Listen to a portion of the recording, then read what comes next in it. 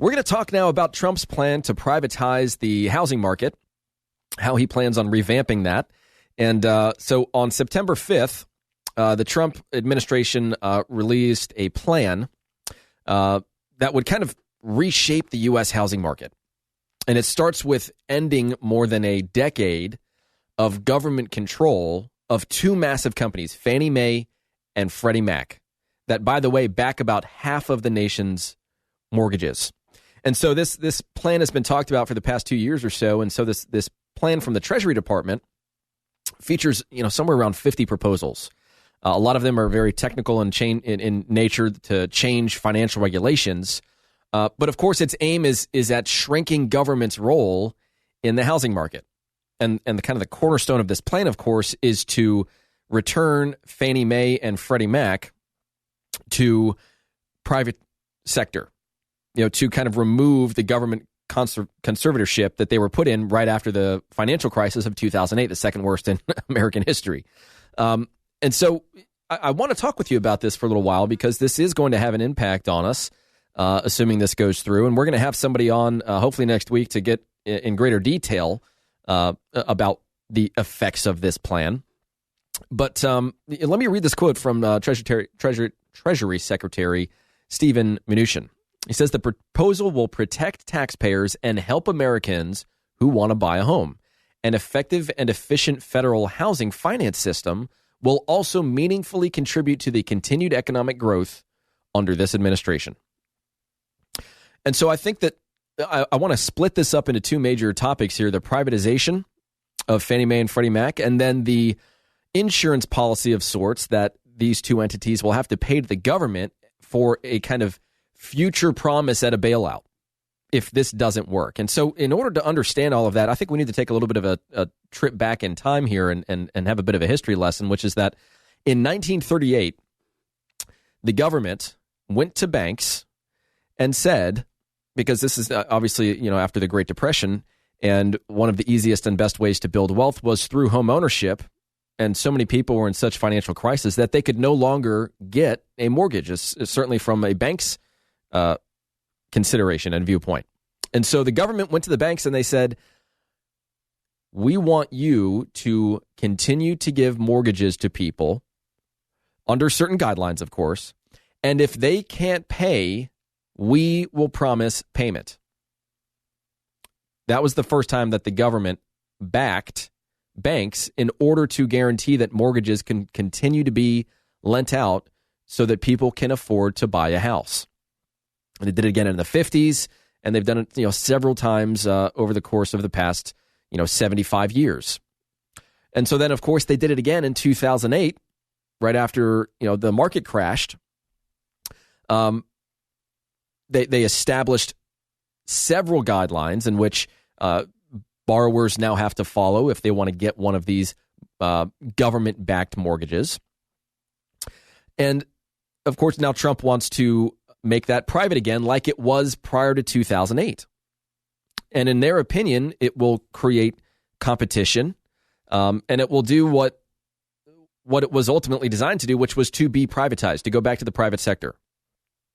So I think the fear a lot of people might have is that, well, if we're going back to privatization of these two entities that account for half of the nation's mortgages, are we then going to be susceptible to some of the same tactics and schemes and unbelievable incentives that got us into the trouble that we had over a decade ago in the first place? Is that a real threat? As a result of this, are interest rates going to go up? And that's going to be very tough to say. We're going to have to wait and see how things unfold here. And I'm going to have somebody that's more of an expert in this field talk with us about that and really talk about what could happen here.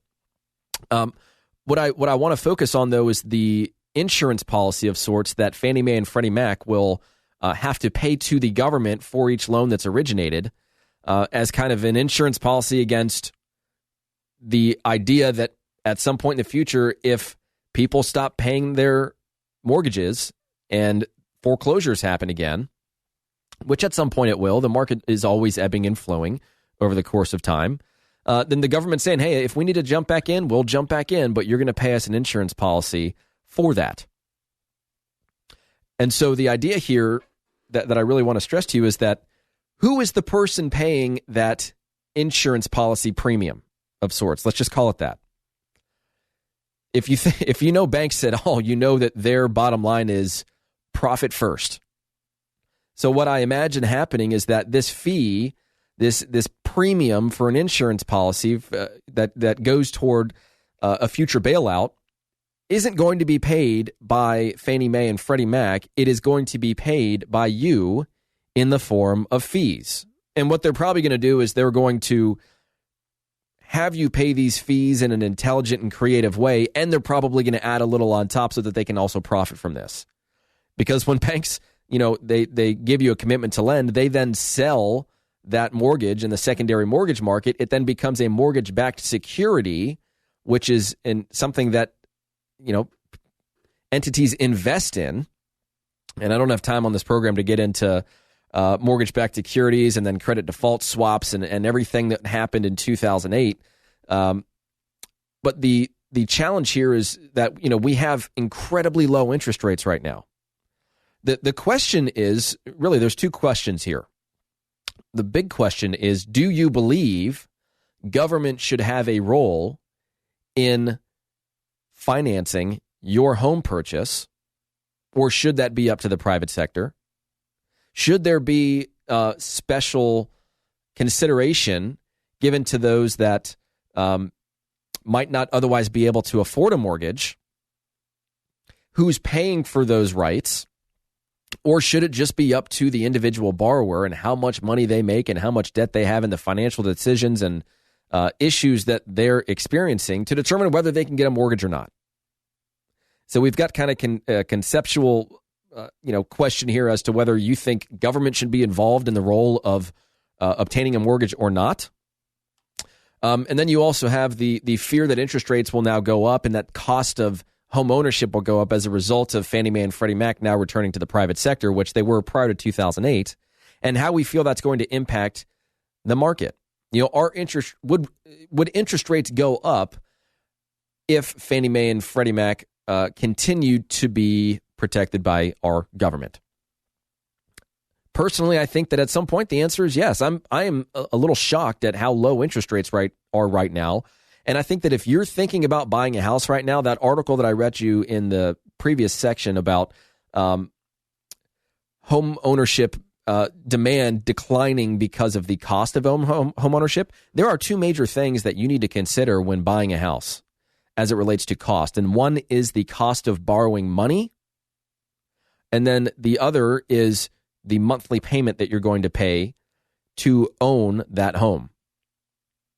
The purchase price that you pay, it's a function of the market. Yes, it's going to go up. Yes, it's going to go down. But let's say that you're a buyer and you're saying, right now, I'm going to wait for prices to start to go down before I buy a house. Well, first of all, it's really hard to time the market. You won't know that prices are going down until they've gone down for several months, because real estate is a lagging indicator. We don't really know what has happened until what's happening until it's already happened. I mean, I think I do a good job on this program of helping you guys understand what's about to happen. And we're going to talk about that next as it relates to this specific market here in Charleston. But let's say that you're of the opinion that I'm going to wait for prices to go down before I buy a house. Well, let's say prices come down 5%.